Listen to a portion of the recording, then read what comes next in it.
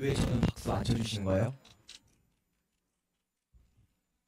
이제 조금 실물로 보니까 한가람고 마감 친 이유를 아시겠죠? 얼굴이 좀 돼가지고 학생들이 좀 좋아하는 얼굴이고, 그 제가 설명회를 계속 하는데 어머니들, 아버님들도 계시니까 어머니 아버님들 보시니까 너무 많죠. 그러니까 수업도 너무 많고 과목도 너무 많고, 그리고 부모님들 걱정도 너무 많으시고, 또 우리 애들은 왜 이렇게 노는 시간이 많은지 모르겠고 되게 많아요. 그리고 이제 11월 중순부터 2월 말까지 시간도 굉장히 많습니다. 그래서 뭘 해야 될지 모르는 이 상황에서 제가 오늘 학부모님들께 딱 두 가지 정도만 말씀드리려고 하는데, 첫 번째는 이제 과목의 중요성의 순위, 이제 과학 선생님이잖아요. 제가 솔직하게 이제 말씀을 드릴게요. 그리고 두 번째, 목표.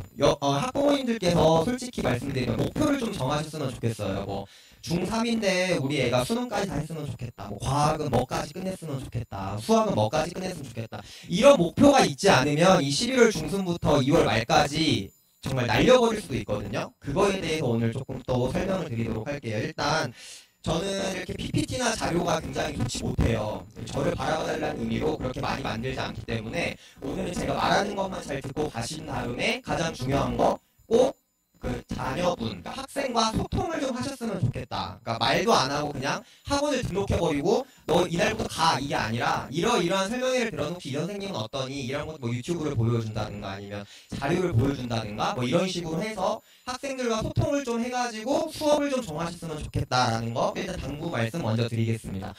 우선 물리교육과정과 과학교육과정, 그리고 커리큘럼, 그 다음에 수업 특징에 대해서 순서대로 말씀드릴 거고요. 뭐 내신 제도가 바뀌었다, 뭐 내신이 중요해졌다, 뭐 수능이 이렇게 바뀔 거다 라는 거는 학부모님들께서 어느 학원의 설명회든 어떤 강사님들이 다 말씀하실 거기 때문에 저는 그분들이 앞에서도 훌륭하신 선생님들께서 말씀하셨기 때문에 저는 제 수업에 대한 중요한 것들 위주로 설명을 하도록 하겠습니다.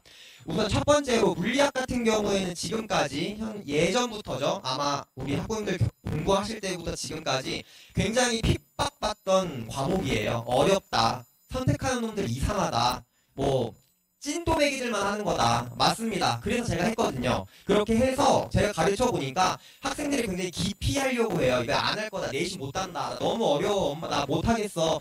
어렵습니다. 어려운데 그 이유가 뭐냐면, 첫 번째는 1단원에 모든 어려운 게 다 들어가 있고요. 두 번째 2, 3단원은 쉬운 내용으로 되어 있어요. 그러다 보니까 학생들이 1단원에서 포기하고 나 딴 거 할래 이렇게 되다 보니 대학에서도 물리를 안 배우고 학생들이 대학을 오니까 굉장히 난처하다, 가르칠 수가 없다. 그래서 대학들에도 제가 뒤에 보여드리겠지만 대학들에서도 물리를 배우고 왔으면 좋겠다, 이제 이런 식으로 많이 바뀌고 있고요. 그리고 교육과정 자체가 이제 추 과목이 없어지면서 추에서 많은 과목들이 내려왔습니다. 그래서 지금 별표 쳐져 있는 부분들이 현재 물리학 2에 있는 내용 중에서 물리학으로 내려온 과목들이고요. 물리가 굉장히 내용이 많아지고 무거워졌다, 이렇게 설명드릴 수 있겠고, 당연히 물리는 학생의 어떤 입시나 이런 데 있어서 경쟁력을 갖출 수 있는 과목이기 때문에 선택하는 게 굉장히 좋다, 이렇게 설명드릴 수가 있겠습니다. 그리고 이건 이제 뒤에 제가 아마 학부모님들께서도 가지고 계실 거예요. 뒤에 대학별로 우리는, 그러니까 현재 기준으로 말씀드리는 거예요. 지금 중3 기준이 아니라 현재 고등학생들 기준으로 각 상위권 대학에서 물리학을 좀 배우고 왔으면 좋겠는데 라는 것들을 그 과에 맞춰서 다 명시를 해놨습니다. 권장 핵심 과목 뭐 이런 식으로 학교마다 조금씩 표현은 다르지만 그런 식으로 다 표현을 해놨고요. 그 다음에 뭐 굳이 그렇게 명시하지 않아도 너네가 선택하는 숫자가 적어도 선택을 했냐, 이런 식으로 다 볼 거다라는 것들을 각 대학에서 이런 식으로 다 명시를 해놨다는 거 학부모님들께 한번 말씀을 드리고요. 그 다음에 이제 통합과학 같은 경우에는 사실상 교육과정이 바뀌고 수능을 본다고 해서 걱정이 되게 많으시잖아요. 내용이 그렇게 어려워진 건 아니에요. 여기 맨 첫 번째 부분 뭐 다기 배우고 이런 거, 뭐 시간은 어떻게 측정할 거냐, 뭐 이런 거, 그 다음 뒤에 우리가 앞으로 어떻게 미래의 과학을 사용할 거냐, 이런 것들이 추가된 거고, 그 가운데 있는 내용들은 현재 고등학생들이 배우는 내용이랑 한 95% 정도 비슷해요. 네, 그렇게 진행된다고 보시면 될 것 같고요. 당연히 여기서 변별력을 갖추기 위해서는 제가 동그라미 친 부분, 물리 파트, 화학 파트, 물리 파트, 화학 파트, 물리 파트, 네, 이런 식으로 아시면 될 것 같아서 내신 그리고 수능까지 준비하기 위해서는 물리랑 화학으로 차별성을 갖추는 게 굉장히 중요해졌다, 이렇게 말씀을 드릴 수 있겠습니다. 그래서 저는 이제 어떻게 수업을 할 거냐면, 첫 번째 물리학 제가 아까 1, 2, 3단원으로 나눠져 있다고 말씀드렸잖아요. 그래서 1, 2, 3단원이 되게 독립적인 내용들이에요. 역학, 뭐 전자기학, 파동학 뭐 이런 식으로 되어 있는데 앞에서부터 배우는 학생들이 물리학에서 다 그만둔다고 얘기를 하거든요. 실제로 그래요. 너무 어렵다고. 그래서 어떻게 해야 이 수업을 다른 학원과 다르게 수업을 할 수 있을까? 우리 학생들이 어떻게 효율적으로 배울 수 있을까를 생각을 해봤을 때 통합과학이랑 연관되어 있는 물리학 내용들을 11월에 한번 해줘야겠다. 그래서 제가 그 내용들을 앞으로 다 끄집어냈습니다. 끄집어내서 11월부터 12월 말까지 쭉 통합과학과 관련된 물리학 내용을 한번 하고 이런 것들이 나중에 통합과학이 나와 이런 식으로 설명을 하고 그 다음에 방학 들어가서는 순수하게 물리학에만 나오는 내용들로 쭉 수업을 할 예정입니다. 이렇게 하는 이유가 뭐냐면요. 우리 학부모님들, 일부 학부모님들께서는 이렇게 생각하세요. 저희 애가 통합과학은 고등학교 1학년 때 가서 내신으로만 하고 물리를 먼저 하면 되지 않냐. 근데 살짝 불안하다. 애가 통합과학을 안 해서 좀 불안한데 그런 거 어떻게 해줄 수 있지 않겠냐. 작년에 문의가 굉장히 많았거든요. 그런 게. 그래서 생각을 한 게 그러면 하면서 통합과학의 물리 파트 한번 정리해주고 지나가야겠다. 그러면 학생이든 우리 학부모님이든 걱정 좀 덜 하시겠지. 네, 이렇게 생각을 해서 처음 시도하는 겁니다. 이거를. 네, 그래서 그렇게 하는 거고 제가 그래서 만반의 준비를 하고 있거든요. 그렇게 하고 있고 그 다음에 순수하게 물리학 원에 있는 내용을 수업을 하겠다. 이제 이렇게 말씀드릴 수 있겠습니다. 그 다음에 통합과학 교육과정 같은 경우에는요. 다른 선생님들과 달라요. 저는 2학기부터 수업을 진행하고 그 다음에 1학기 수업을 진행하는 걸로 순서를 바꿨습니다. 이 바꾼 이유가 뭐냐면 제가 작년에 특강을 진행했는데 1학기 거 하고 2학기 걸 했거든요. 개학 시즌에 가니까 학생들 1학기 게 기억이 안 난대요. 자기가 내신을 해야 되는데 1학기 게 기억이 안 난다. 근데 2학기 거는 2학기 때 또 배우면 되는 거 아니냐. 여름방학 때 또 배우면 되는 거 아니냐. 납득이 되더라고요. 그래서 그러면 올해는 2학기 거 먼저 하고 1학기 거 해서 학생들이 그거 가지고 1학기 내신 잘 받고 여름방학 때 2학기 거 통합과학도 공부해서 2학기 또 잘 받고 그러면 가능할 수 있겠다. 근데 이제 걱정하시는 학부모님들이 계세요. 아니 앞에서부터 배우지 않는데 어떻게 이게 이해가 가능한가요? 라는 학부모님들이 당연한 생각입니다. 근데 학교에서요 앞에서부터 진도를 나가지 않아요. 두세 분이 들어와가지고 나는 3단원부터 한다. 책표 100몇 페이지 바로 수업 나갑니다. 근데 이거에 맞춰서 학생들이 대비를 하려면 그 학생들도 이제는 고등학교는 앞에서 배운다는 마인드를 없애야 돼요. 과학 같은 경우에는 사탐도 마찬가지일 거예요. 팀티칭으로 많이 들어가시거든요. 학생들이 여러 명이서 자기 분야 다 가르쳐요. 앞에서부터 안 배워요. 그러니까 학교를 섞어서 학원에서 수업을 할 수가 없어요. 왜냐하면 이 학교 앞에서부터 나가. 근데 다른 학교 갑자기 3단원부터 나간대요. 그러면은 너 이제 그만 다녀. 이렇게 할 수가 없기 때문에 이렇게 수업을 진행한다는 거 학부모님들이 한 번 더 알아주셨으면 좋겠습니다. 이해가 되셨죠? 네, 그럼 마지막으로 이제 수업 특징에 대해 설명을 드릴게요.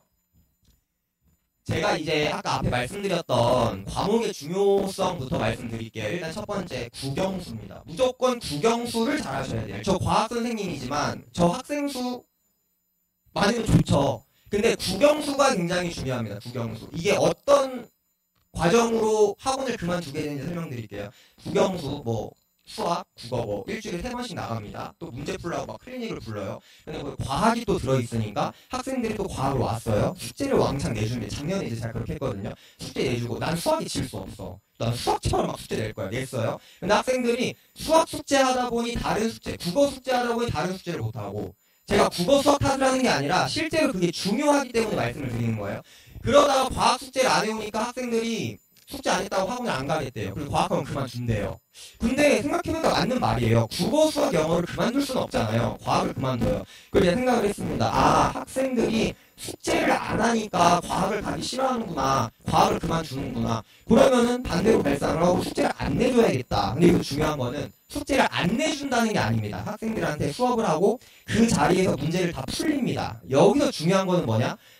너가 문제 빨리 풀면 빨리 보내줄게 라는 한마디를 하는 순간 학생들이 미친듯이 문제를 풀기 시작해요. 문제를 막 엄청 풀어요. 엄청 풀고 실제로 잘하는 애들은 30분 일찍 가요. 30분 일찍 가면 학부모님한테 전화가 옵니다. 아니 저희 애가 1시까지 수업인데 왜 12시 반에 보내셨냐. 그래서 한마디예요. 애가 너무 출중해서 오늘 과제를 다 해버렸다. 더 이상 풀릴 게 없다. 너무 좋아하시는 거예요. 어머니께서. 그 학생은요. 그 일주일 동안 더 이상 과학을 생각하지 않는데요. 과학에 숙제가 없으니까 일요일이 되면 과학을 하고 싶어진대요. 알아서 간대요. 과학학원을. 그리고 그날 다 끝내고 또 일찍 가요. 계속 선순환이 되는 겁니다. 이런 식으로. 근데 이제 여기서 또 학부모님들이 의문점이 들죠. 아니 그렇게 잘하는 학생이면 문제를 더 주고 어려운 문제를 더 풀려야지 이렇게 생각을 하시거든요. 제가 그걸 실험을 해봤어요. 그 애한테 너 내가 어려운 문제 20문제 준비해놨는데 다 풀었지? 너 이거 풀어. 하는 순간 펜을 놓더라고요.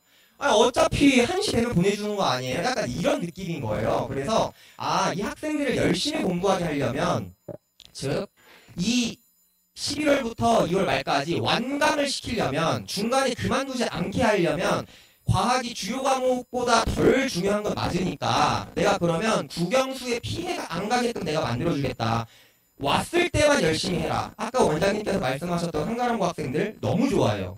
다 풀고 가서 다른 과목하고 올 때 열심히 하고 또 가서 과학 공부 안 하고 올 때 열심히 하고 이게 선순환이 되다 보니까 학생들이 주요 과목도 열심히 하고 과학도 열심히 하고 사회도 열심히 하고 이런 식으로 이게 된다고 하더라고요. 그래서 3시간 반 수업 중에서 수업은 약 2시간에서 2시간 반 정도만 진행을 하고요. 나머지 1시간에서 30분 정도는 학생들이 직접 문제를 풀 수 있도록 한다. 그리고 잘하는 학생들, 문제 빨리 푼 학생들 먼저 보낸다. 그럼 이제 못 가는 학생들 있잖아요. 이 학생들도 너무 좋아요. 왜냐면 제가 걔 옆에 있거든요. 잘하는 학생들이 빨리빨리 가야 왜 10명이었으면 5명이 가줘야 제가 5명 옆에 붙어있을 수가 있잖아요. 그 학생들을 케어하기 시작하는 거예요 이제.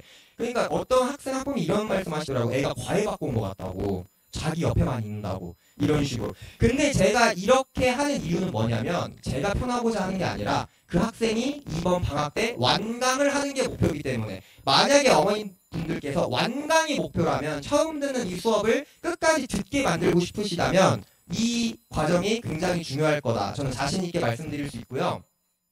그 다음에 매주 테스트를 보거든요. 근데 이게 중요한 거는 그날 문제를 풀고 간 학생들은 기억이 난대요. 근데 집 가서 전날에 숙제를 펴보면 기억이 안 난대요. 그래서 어렵다고 얘기해야 돼요. 학부모님은. 당연하죠. 배우고 나서 일주일 있다 다시 폈는데 이게 어떻게 기억이 나겠어요. 그래서 내가 보여주고 그 자리에서 바로 풀어라. 만족하면 내가 바로 보내주겠다. 라는 어떤 인센티브제, 학생들한테 인센티브라고 표현을 하는데 너네가 잘하면 빨리 보내주겠다. 이걸로 이제 학생들과 약속을 한 거죠. 그렇게 우리 학생들이 끝까지 공부할 수 있게끔 그렇게 만들어 드리겠습니다. 그리고 마지막으로 재치와 유머로 무장된 수업. 이건 이제 학생분들과 학부모님들이 약간 좀 세대가 다르셔가지고 공감이 잘 안 되실 수 있는데 제가 학생들을 좀 재밌게 해주기 위해서 굉장히 노력도 많이 하고 있고 특히 한가람고 같은 경우에는 저는 한가람고 행사가 뭔지도 다 알아보고 그거에 관련된 얘기도 막 해주고 이런 식으로 굉장히 많이 노력을 하고 있습니다. 이렇게 생각을 하시면 될 것 같고 마지막으로 당부의 말씀 하나만 더 드리자면 이런 학부모님들이 계세요. 저희 애 공부시켜주세요. 아는 학부모님들이 계세요. 저희 애가 공부를 진짜 안 하거든요. 학원에 맡길 테니까 공부시켜주세요. 이거는 학부모님도 힘드시고 학생도 힘들고 저도 힘들어요. 학부모님들은 아침마다 학생 깨워가지고 학원 보내야지. 학원 오면 제가 또 왜 안 하는지 확인해야 되지. 뭐 공부 왜 안 하냐 해야 되지.